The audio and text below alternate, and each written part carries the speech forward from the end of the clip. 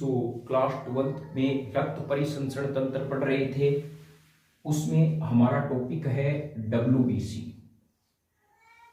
अर्थात white blood carpals या white blood cell भी इसे कह सकते हैं।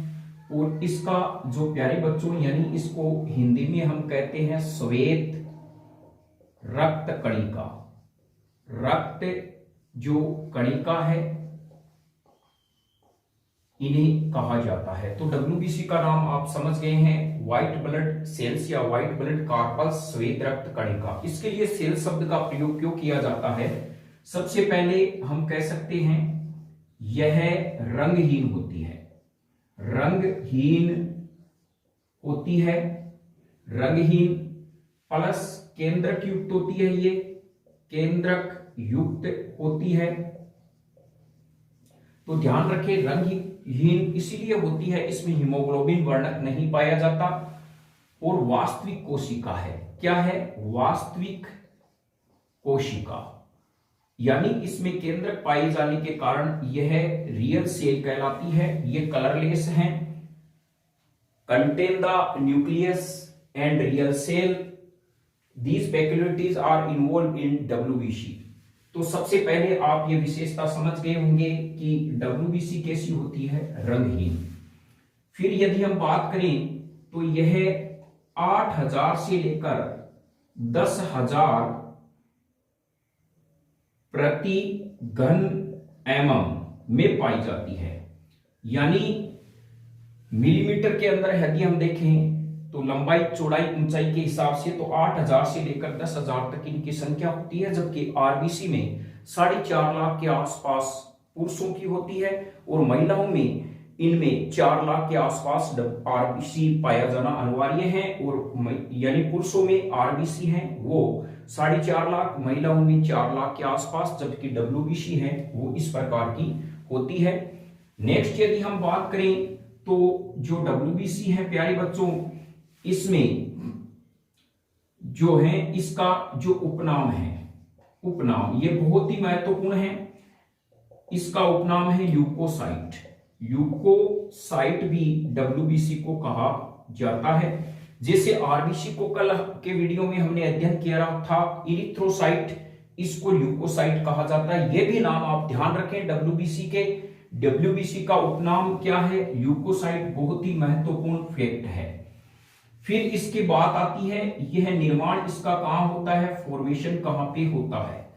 तो हम कह सकते हैं इसका निर्माण लाल अस्थि मज्जा, अस्थि जो मज्जा है उसमें इसका निर्माण होता है, यानी रेड बोन मेरो में इसका निर्माण होता है, पलीहा में इसका निर्माण होता है, और जो थाइमस है इससे निर्माण होता है, और लसिका जो गांठ है, लसिका गांठ, ये सभी किसका निर्माण करने में सहायक होते हैं? WBC का निर्माण करने में सहायक होते हैं।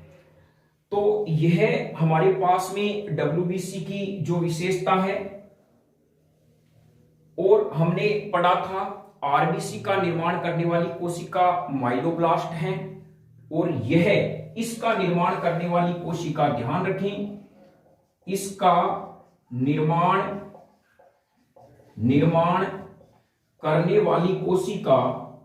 वाली कोशिका माइलोसाइट है, माइलोसाइट।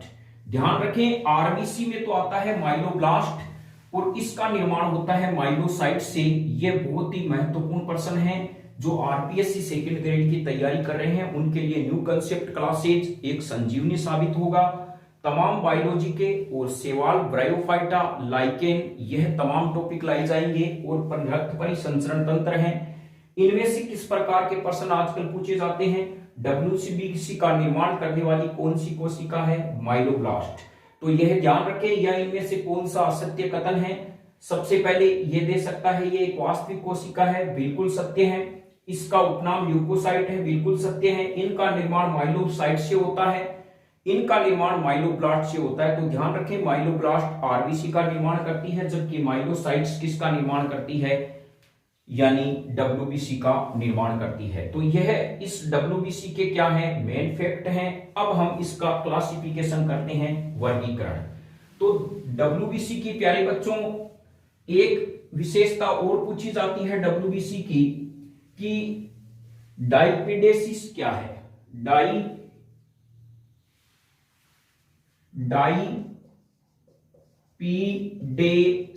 डाइपेडेसिस या डाइपेडेसिस, डाइपेडेसिस ये क्या है, ये भी बहुत ही महत्वपूर्ण फैक्ट है। डाइपेडेसिस, जब डब्ल्यूबीसी रक्त कोशिकाओं से यानी कोशिका द्रव्य से बाहर आ जाती है तो ये क्या है, मर जाती है, इसे कहा जाता है डाइपेडेसिस। तो हम कह सकते हैं डब्ल्यूबीसी का रक्त नलिकाओं से बाहर आकर नष्ट होना। तो ध्यान रखना, हम इसको इस प्रकार से कह सकते हैं, when the WBC outcome from blood vessels then it can be died, this process known as डाइपेडेसिस। यानी डब्ल्यूबीसी जब रक्त नलिकाओं से बाहर आ जाती है तो वो नष्ट हो जाती है, इस प्रक्रम को प्यारे बच्चों कहा जाता है डाइपेडेसिस। डाइपेडेसिस भी कहा जाता है या पेडेसिस भी लिख सकते हैं। ये हमारे ऑब्जेक्टिव के अंदर बहुत ही महत्वपूर्ण प्रश्न माना जाता है।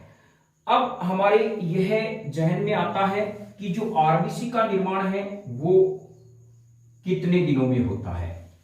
तो आरबीसी का जो निर्माण है वो 15 घंटे से लेकर 2 दिन में आरबीसी का क्या हो जाता है, यानी डब्ल्यूबीसी का निर्माण हो जाता है। इस डब्ल्यूबीसी के निर्माण में प्यारे बच्चों 15 घंटे से 2 दिन का समय लगता है, जबकि ध्यान रखें 72 घंटे में आरबीसी बनती है, यानी आरबीसी को बनने में 72 घंटे लगते हैं। इसीलिए आपने कभी देखा होगा डॉक्टर कहते हैं आपका जब ब्लड ले लिया जाता है तो कहते हैं 3 दिन तक यानी आपको रेस्ट करना है, आराम करना है और कोई हार्डवर्क नहीं करना है। तो चिंता मत करिए, जब भी आप ब्लड डोनेट करते हो तो 72 घंटे के बाद में आपका क्या है, ब्लड वापस बन जाता है। और आगे भी हम देखेंगे रक्त कितना होता है। तो यह भी ध्यान रखें, हमारे शरीर का, हमारे जो शरीर है बॉडी वेट का, शरीर का 8% भाग रक्त होता है। यानी हमारे शरीर का जो वेट है बॉडी का, उसका शरीर का जो बॉडी का वेट है उसका 8% है वो रक्त होगा। जैसे 70 केजी का एक कोई वयस्क है, बताइए उसमें कितना रक्त होगा, 8/100।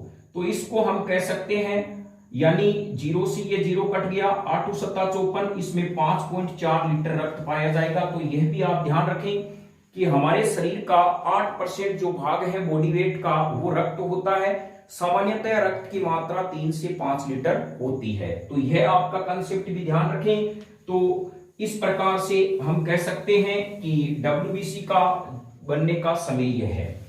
अब इसका जो लाइफ टाइम आता है, लाइफ टाइम यानी इसका जो जीवन काल है वो कितना होता है, तो हम कह सकते हैं 2 से जो 60 डेज हैं इसका जीवन काल होता है प्यारे बच्चों। और आरबीसी का मैंने बताया था 50 से 120 दिन, इसका जीवन काल 2 से 7 दिनों के बीच में इतना ही होता है। अब हम आगे अध्ययन करते हैं डब्ल्यूबीसी को वर्गीकरण, यानी डब्ल्यूबीसी का classification of WBC. Classification of WBC, classification of WBC अर्थात डब्ल्यूबीसी का वर्गीकरण। तो देखिए डब्ल्यूबीसी को बांटने का आधार बिंदु क्या है, तो हम यहां पर एक इसका फैक्ट लगा सकते हैं, कणिकाओं की उपस्थिति व केंद्रक के प्रकार। ध्यान रखें डब्ल्यूबीसी को बांटने का यही आधार बिंदु है। क्या डब्ल्यूबीसी में कणिकाएं पाई जाती हैं? और केंद्रक का प्रकार, केंद्रक तो उपस्थित होता ही है कैसा? यानी केंद्रक होता है वो पालित हैं या बहुपालित हैं या सिंगल केंद्रक हैं या खासदार हैं, इसके आधार पे बांटा गया है। और डब्ल्यूबीसी में ध्यान रखें केंद्रक जो होता है वो पालित और बहुरूपी होता है, बहुरूपीय होता है। यह भी आप पॉइंट ध्यान रखें, लोब्ड होता है और पोलीमोर्फस होते हैं। यह डब्ल्यूबीसी के अंदर the nucleus are found in WBC are in lobed and polymorphous shape. तो यह आप थोड़ा सा ध्यान रखें, डब्ल्यूबीसी में जो केंद्रक होता है वो पालित और बहुरूपी होता है और केंद्रक युक्त होती है। डब्ल्यूबीसी को जो वर्गीकरण किया गया है वो in the presence of the granules and the types of nucleus के आधार पर इनका क्या किया गया है, वर्गीकरण किया गया है। अब हम कहते हैं कि इन डब्ल्यूबीसी को प्यारे बच्चों किस प्रकार से बांटा गया है, तो हम कहेंगे इसको दो भागों में बांटा गया है। देखिए पहले समझने का प्रयास करते हैं। एक होती है कणिकामय डब्ल्यूबीसी जिसे ग्रेन्युलोसाइट, और एक होती है प्यारे बच्चों अकणिकामय डब्ल्यूबीसी, इसको ग्रेन्युलोसाइट कहा जाता है। बिल्कुल न्यू कंसेप्ट क्लासेज ये चाहता है जो इंग्लिश मीडियम के बच्चे हैं और हिंदी मीडियम के बच्चे यदि हमारा यूट्यूब चैनल देख रहे हैं तो उन्हें किसी भी प्रकार का इस कंसेप्ट में कोई दिक्कत नहीं हो, आसानी से समझ सके। हम सिंपल लैंग्वेज इंग्लिश में ट्रांसलेशन करके अच्छे मार्क्स लाने के लिए आपको मोटिवेशनल करेंगे, जिससे इंग्लिश में आपकी कोई हेजिटेशन नहीं रहे। तो अब यहां पर हम कर रहे हैं कणिका में डब्ल्यूबीसी। तो प्यारे बच्चों यहां पर ध्यान रखने की बात एक ही है कि इस प्रकार की डब्ल्यूबीसी में कणिकाएं पाई जाती है। क्या पाई जाती है? कणिकाएं पाई जाती है। तो पहला अंतर तो यह हो गया, इस प्रकार की डब्ल्यूबीसी में ग्रेन्यूल्स पाए जाते हैं और इस प्रकार की डब्ल्यूबीसी में कणिकाएं नहीं पाई जाती। अर्थात granules are absent in this type of WBC, so known as agranulocytes, and in this WBC granules are found, so these are known as granulocyte। तो आप समझ गए हैं, इनमें कणिका पाई जाएगी, इनमें कणिकाएं नहीं पाई जाती है। फिर इसमें क्या होता है प्यारे बच्चों, केंद्रक होता है वो पालित होता है तथा इसमें जो केंद्रक होगा वो क्या होगा, पालित होगा और बहुरूपीय होगा। बहुरूपीय होता है। तो यानी इस केंद्र के अंदर लोब्स होंगे, बहुरूपीय होता है।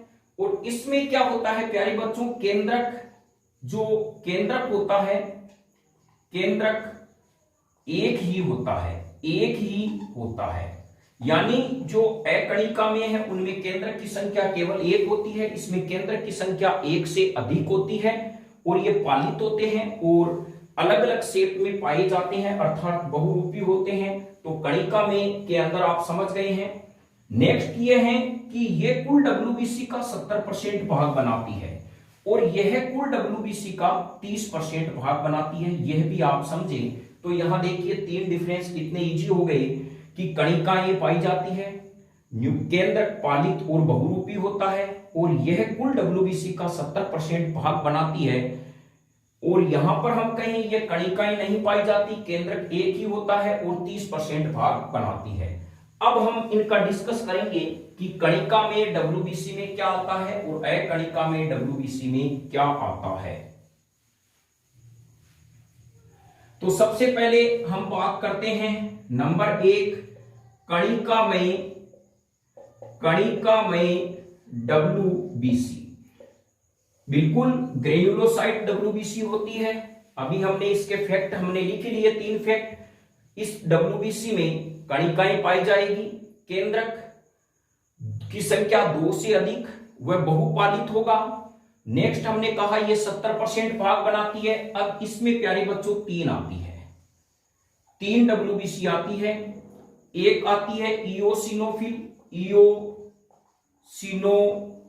आती है। एक आती है बेसोफिल, बेसोफिल, यह इसी के ही अंग्रेजी ही नाम है इसके, जैसे बेसोफिल हम इसको कह सकते हैं, बेसोफिल। और यहां पर एक होती है न्यूट्रोफिल, न्यूट्रोफिल। ये 3 प्रकार की इसके अंदर आती है। यानी कणिका में WBC 3 प्रकार की होती है, इओसिनोफिल, बेसोफिल और न्यूट्रोफिल। अब हम इनके बारे में देखते हैं कि इओसिनोफिल क्या काम आती है, बेसोफिल क्या होती है। इनकी बिल्कुल कंपटीशन में, और जो 12th के एग्जाम के बच्चे हैं उनके लिए भी महत्वपूर्ण है। 1 नंबर का प्रश्न भी इनमें आता है, या कभी आता है right the short notes on WBC। तो सबसे पहला जो WBC है, कणिका में WBC, अभी हम पढ़ रहे हैं कणिका में WBC। कणिका में WBC में नंबर 1 है इओसिनोफिल, सिनोफिल। तो देखिए इसकी विशेषता क्या होती है। सबसे बड़ी विशेषता, इसको एसिडोफिल भी कहते हैं, इसको एसिडोफिल भी कहते हैं, भी कहते हैं। तो ध्यान रखें इसको क्या कहा जाता है, एसिडोफिल कहा जाता है। आपको कहीं इसको इओसिनोफिल क्यों कहते हैं, दूसरी विशेषता में हम लग सकते हैं, यह इओसिन रंजक से अभिरंजित होती है, अभिरंजित है वो होती है। यानी जो एक इओसिनोफिल एसिड होता है, एसिड रंजक होता है, इससे ये अपना रंग के अपना प्रभाव दर्शाती है, इसीलिए इसे इओसिनोफिल कहा जाता है। और बहुत ही इंपॉर्टेंट फैक्ट है, यह WBC का 2.8% भाग बनाती है, भाग बनाती है। कंपटीशन में बहुत बार आता है, इधर WBC दी हुई होती है, इधर इनके भाग आते हैं, कौन कितना % भाग बनाता है, तब हमें यह फैक्ट याद रखना है, 2 भाग। और प्यारे बच्चों ये क्या करती है, देखिए ई का मतलब होता है एलर्जी, यानी एलर्जी, यह एलर्जी के प्रति उत्तरदायी है। अर्थात हमारी जब एलर्जी होती है तो इसके लिए क्या होती है, ये इओसिनोफिल्स हैं वो रिलीज होती है। तो हम कह सकते हैं यह संवेदनशीलता अर्थात हाइपर सेंसिटिविटी ओब्लिक हम कह सकते हैं एलर्जी के लिए उत्तरदायी है। तो यह समझ गए होंगे। यानी एलर्जी के वक्त कौन सी WBC की संख्या अधिक हो जाती है, तो हम कहेंगे इओसिनोफिल्स की संख्या है वो है ये हाई संवेदनशीलता या एलर्जी के लिए क्या है, उत्तरदायी होती है। तो यह ध्यान रखे, संवेदनशीलता, हाइपरसेंसिटिविटी और एलर्जी। तो यह इओसिनोफिल्स आप समझ गए होंगे। अब कहेंगे सर इसमें केंद्रक क्या होता है, तो प्यारे बच्चों ध्यान रखना, इस इओसिन में जो केंद्रक होता है, केंद्रक वो द्विपालित होता है, द्विपालित होता है। केंद्रक क्या होता है, इओसिनोफिल में द्विपालित होता है। अब हम इसकी स्ट्रक्चर बनाएं तो बिल्कुल तैयार रहें कि इसमें किस प्रकार की इसकी संरचना होती है। कभी संरचना देखकर भी पूछ सकते हैं ये कौन सी WBC है, तो ध्यान रखें ये हमारे पास में WBC हो गई। और यहां पर जब इसका केंद्रक द्विपालित है तो ये हो गया, कणिकाएं इसके अंदर पाई जाती है, ग्रेन्यूल्स इसके अंदर क्या होते हैं, ये पाए जाते हैं। तो ध्यान देखिए ये केंद्रक क्या हो गया, यहां पर ये है केंद्रक अर्थात न्यूक्लियस, और ये है कणिका। तो आप इनको देखकर आसानी से पता लगा सकते हैं ये कौन सी WBC है। इओसिनोफिल्स का काम होता है यहां खत्म। अब नेक्स्ट जो हमारे पास में है वो है बेसोफिल। प्यारे बच्चों कणिकाओं के अंदर WBC में कौन सा आएगा, बी में आ जाएगा बेसोफिल। बेसोफिल हमें पता है नाम इसका बेसोफिल क्यों रखा गया। यह बेसोफिल से बेसोफिल रंजक जो क्षारीय है से अभिरंजित होती है, अभिरंजित होती है। तो यहां पर ध्यान रखें ये किससे अभिरंजित होती है, बेसोफिल। बेसोफिल रंजक यानी क्षारीय जो रंजक है उससे क्या होती है, अभिरंजित होती है। इसकी जो मात्रा है प्यारे बच्चों वो यानी कुल WBC का 0.2% भाग बनाती है। तो यहां पर ये बहुत ही महत्वपूर्ण प्रश्न है, बहुत ही वेरी इंपॉर्टेंट प्रश्न है। कौन सी WBC सबसे कम मात्रा में पाई जाती है, तो हम कह सकते हैं बेसोफिल हैं, वो सबसे कम मात्रा में पाई जाती है। अब यहां पर जो है बेसोफिल है उसमें केंद्रक, प्यारे बच्चों इसमें केंद्रक होता है बहुपालित, लेकिन अस्पष्ट होता है। ध्यान रखें इसमें जो केंद्रक होता है वो बहुपालित जरूर होगा, बहुत सी पालियां होगी लेकिन स्पष्ट दिखाई नहीं देता है। तो यानी कितनी पालियां हैं, तो इस आधार पे हम कह सकते हैं इसमें केंद्रक क्या होता है, बहुपालित होता है, यानी पॉलीलोब्ड इसमें पाई जाती है। और not clear, nucleus are found in polylobed but not clear show. तो यहां पर हम कह सकते हैं ये बेसोफिल है। और ध्यान रखें ये क्या होती है, यह है हिस्टामिन एलर्जी के लिए मुख्य उत्तरदायी है। हिस्टामिन, सीरोटोनिन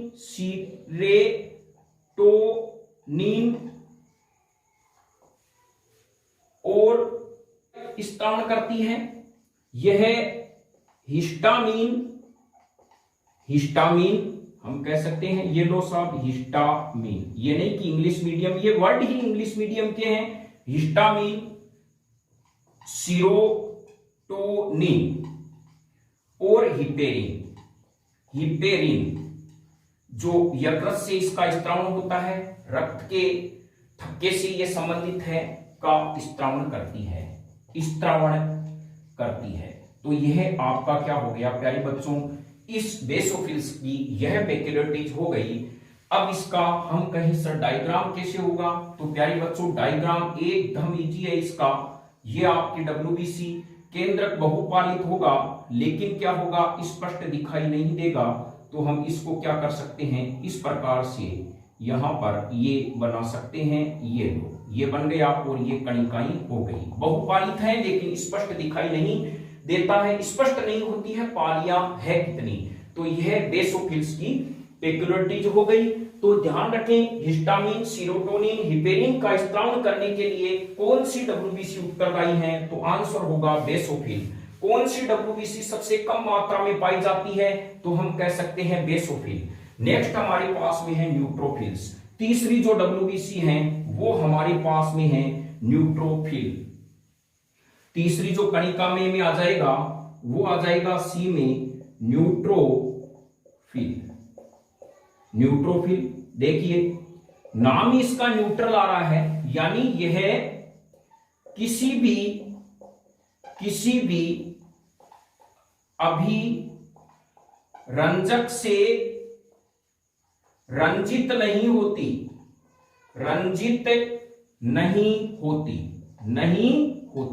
यानी ये किसी भी अभिरंजक से रंजित नहीं होती है, इसलिए इसका नाम न्यूट्रोफिल्स रखा गया है। और ये क्या करते हैं, यानी कुल WBC का 65% भाग बनाती है। कई बार नीट में भी ये प्रश्न आया है। तो यानी सबसे अधिक मात्रा में पाई जाने वाली WBC है वो न्यूट्रोफिल्स है, सबसे कम मात्रा में पाई जाने वाली बेसोफिल्स हैं। और ये क्या करती हैं, ये फेगोसाइटोसिस प्रक्रिया द्वारा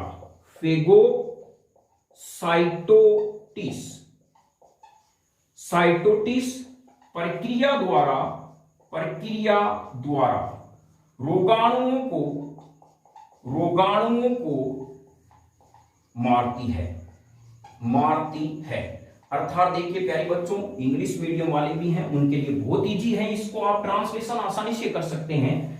these WBC to kill bacteria by the process of phagocytosis. एकदम इजी वे में हम अपनी ही लैंग्वेज में यदि इंग्लिश का ट्रांसलेशन करेंगे तो हमारे मार्क्स अच्छे आएंगे, रटने की जरूरत है नहीं, लाइन टू लाइन वहां पर लिखने की जरूरत नहीं है। किताब मात्र एक साधन होता है जिसे हम समझ सकते हैं, लेकिन उस समझने की भाषा को हम अपने अंदाज में लिख सकते हैं। तो हम यहां कह सकते हैं फेगोसाइटोसिस, दीज, देखिए ट्रांसलेशन में क्या हम कहेंगे, these WBC to kill bacteria by the help of phagocytosis, या हम कह सकते हैं to kills microorganism by the process of phagocytosis. तो यह काम हो गया। अब इसकी जो महत्वपूर्ण विशेषता है, इसमें केंद्रक, प्यारे बच्चों इसमें केंद्रक बहुपालित यानी पॉलीलोप्ड होता है, वह स्पष्ट होता है। बस यही ध्यान रखें, उसमें तो केंद्रक क्या होता है, बहुपालित होता जरूर है लेकिन बेसोफिल में स्पष्ट नहीं होता, इसमें स्पष्ट होता है। और ये फेगोसाइटोसिस प्रक्रिया द्वारा रोगाणुओं को क्या करती है, मारने का काम करती है। ये हैं न्यूट्रोफिल्स। आइए न्यूट्रोफिल्स की हम स्ट्रक्चर देखते हैं, किस प्रकार से इसकी क्या स्ट्रक्चर होती है। तो इसमें यह आपकी सपोज कीजिए WBC है, अभी हमने कहा इसका जो केंद्रक है बहुपालित होता है और स्पष्ट होता है। तो यहां पर यह देखिए, अब आप इसको स्पष्ट रूप में शो कर सकते हैं। यहां पर आपको स्पष्ट इसके केंद्रक के पार्ट्स दिख रहे हैं, ये इसके ग्रेन्यूल्स हैं। तो न्यूट्रोफिल्स में बहुपालित केंद्रक और स्पष्ट होते हैं, बेसोफिल में केंद्रक बहुपालित जरूर होते हैं लेकिन स्पष्ट नहीं होते, जबकि इयोसिनोफिल में केंद्रक द्विपालित होते हैं। बस यही इनकी क्या है, महत्वपूर्ण विशेषता है। एलर्जी के लिए मुख्यतया संवेदनशीलता के लिए उत्तरदायी होती है इयोसिनोफिल्स। सबसे अधिक मात्रा में जो WBC पाई जाती है वो है न्यूट्रोफिल्स, सबसे कम मात्रा में जो WBC पाई जाती है प्यारे बच्चों वो है बेसोफिल्स। अब नेक्स्ट हम प्रोसेस में आते हैं, वो है अकणिका में WBC, अर्थात ए ग्रेन्युलोसाइड WBC। तो यहां पर हम दूसरा जो पॉइंट है वो आएगा कणिका में WBC, यानी ए ग्रेन्युलोसाइड WBC इसको कह सकते हैं, ए ग्रेन्युलोसाइट जो है WBC। यहां पर इसको समझते हैं, एकदम सरल है। सबसे पहले हमने कहा यह इसमें कणिकाएं नहीं पाई जाती, ग्रेन्यूल्स आर एब्सेंट। यह कुल WBC का 13% भाग बनाते हैं। इसमें केंद्रक की संख्या 1 होती है। अब वो डिपेंड करेगा एक गोल होगा या खांच युक्त होगा। तो इसको 2 भागों में बांटा गया है प्यारे बच्चों। जो WBC है इसको कितने भागों में बांटा गया है, 2 भागों में। एक तो है लिम्फोसाइट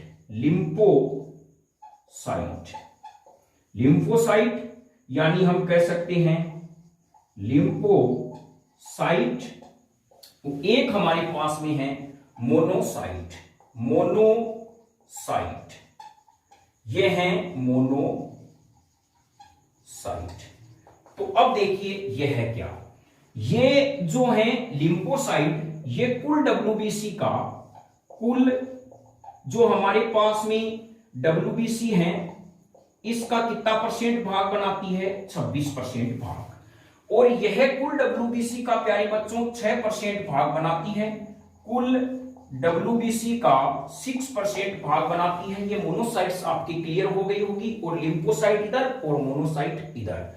इसमें प्यारे बच्चों जो केंद्रक होता है, केंद्रक बड़ा, गोल व 1, यानी केंद्रक की संख्या 1 होती है, बड़ा होता है, गोल होता है। इसमें भी केंद्रक 1 लेकिन खांचदार होता है। कैसा होता है, इसमें खांच पाई जाती है केंद्र के अंदर। ये तो यहां पर आप समझ गए होंगे, ये थोड़ा सा क्या होता है, अंदर की तरफ बेंड होता है। लिम्फोसाइट में केंद्रक बड़ा होता है, गोल होता है, 1 होता है। सबसे बड़ी विशेषता प्यारे बच्चों यहां पर है, यह एंटीबॉडी का निर्माण करती है। एंटीबॉडी बॉडी का निर्माण करती है, अर्थात हम कह सकते हैं antibody. These WBC form to antibody का निर्माण करती है। एंटीबॉडी आप जानते हैं, हमने वीडियो भी डाला हुआ है, हमारा जो वैक्सीन है वो कैसे काम करता है। हमारे शरीर में जब कोई एंटीजन प्रवेश कर जाता है, अर्थात कोई सूक्ष्म जीवी प्रवेश कर जाते हैं, माइक्रो ऑर्गेनिज्म प्रवेश कर जाते हैं, तो उन्हें मारने के लिए हमारा शरीर जो प्रतिजन उत्पन्न करता है उसे ही एंटीबॉडी कहा जाता है। ये गामा ग्लोबुलिन यानी ग्लोबुलिन्स होते हैं एंटीबॉडी, और यह ध्यान रखें ये प्रोटीन होते हैं। एंटीबॉडी किसके बने हुए होते हैं? प्रोटीन के। और यह क्या करते हैं?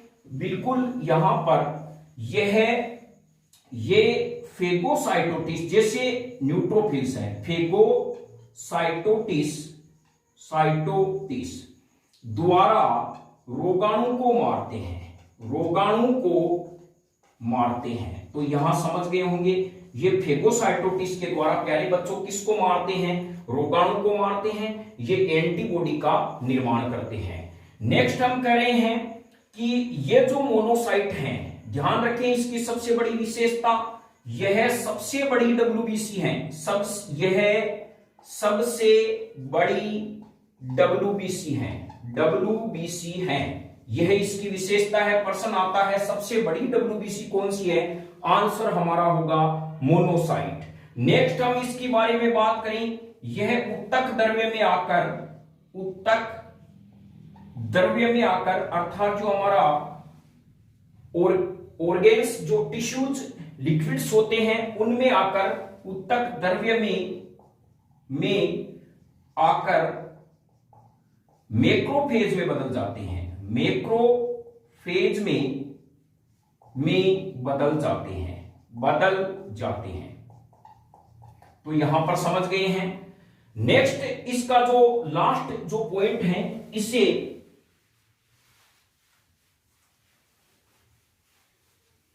यानी ये क्या करते हैं? मैक्रोफेज में बदल जाते हैं, रोगाणु को नष्ट करने का काम करते हैं। इसे रक्त का बड़ा पुलिसमैन भी कहते हैं, यानी इसको रक्त का बड़ा पुलिसमैन भी कहा जाता है। तो यह भी आप ध्यान रखें, रक्त का बड़ा पुलिसमैन किसे कहते हैं? जो पूरा कंट्रोल करता है पुलिस प्रशासन का, उसी प्रकार ये मोनोसाइट है। तो आपके तमाम न्यूट्रोफिल्स और मोनोसाइट वाले चैप्टर खत्म हो गए होंगे। और डब्ल्यूबीसी का इसी प्रकार से क्लासिफिकेशन था, 2 प्रकार से था। अब हम कहें सर इसका चित्र किस प्रकार से बनाएं, लिम्फोसाइट का और मोनोसाइट का, तो बिल्कुल आपका हक बनता है समझने का पूरी तरह से। और न्यू कंसेप्ट क्लासेज भी आपको पूरी तरह से समझाएगा। सबसे पहले हम बात करते हैं न्यूट्रोफिल, और यहां पर ये हमारे पास में है मोनोसाइट। तो अब देखिए इसका जो केंद्रक होता है प्यारे बच्चों, वो बड़ा होता है और गोल होता है। तो आप समझ गए होंगे ये जो केंद्रक होगा वो क्या होगा? बड़ा और गोल। यह कौन सी है? न्यूट्रोफिल। मोनोसाइट में क्या होता है? इसका जो केंद्रक होता है वो खांच लिए हुए होता है, इसमें एक खांच पाई जाती है, बड़ा तो होता ही है। तो ये क्या कहलाती है? मोनोसाइट कहलाती है। इन चित्र और डायग्राम जो नॉर्मल कंसेप्ट के प्रश्न हैं, सबसे बड़ी आरबीसी आप बताइए, देखिए सबसे बड़ी आरबीसी किसकी होती है? बिल्कुल सबसे बड़ी आरबीसी एम्फ्यूबा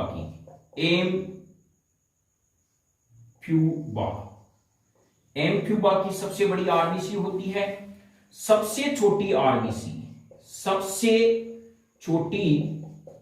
आरबीसी किसकी होती है? हम कहेंगे मस्क डियर की सबसे छोटी आरबीसी होती है। और यहां पर हम कह सकते हैं कि आरबीसी और डब्ल्यूबीसी का जो रेशियो है प्यारे बच्चों, ये बहुत ही महत्वपूर्ण है। 600:1 में पाया जाता है। यदि डब्ल्यूबीसी 1 है तो आरबीसी है वो 600 होगी। यह भी आप क्या करना, कंसेप्ट याद रखना। और किस प्रकार से क्या होते हैं, सबसे बड़ी जो है आरबीसी कौन सी है, सबसे छोटी आरबीसी कौन सी है, और मैंने पहले ही बताया था सबसे बड़ी जो डब्ल्यूबीसी है वो कौन सी है, मोनोसाइट। सबसे कम मात्रा में पाई जाने वाली बेसोफिल्स, सबसे अधिक मात्रा में पाई जाने वाली न्यूट्रोफिल्स, और एंटीबॉडी का निर्माण करने वाली लिम्फोसाइट होती है। इसी प्रकार आप जुड़े रहें और देखते रहें। अगले अध्याय में हम लेके आएंगे प्लेटलेट, उनके बारे में अध्ययन करेंगे। फिर हम हार्ट हैं, हृदय हैं, उसके बारे में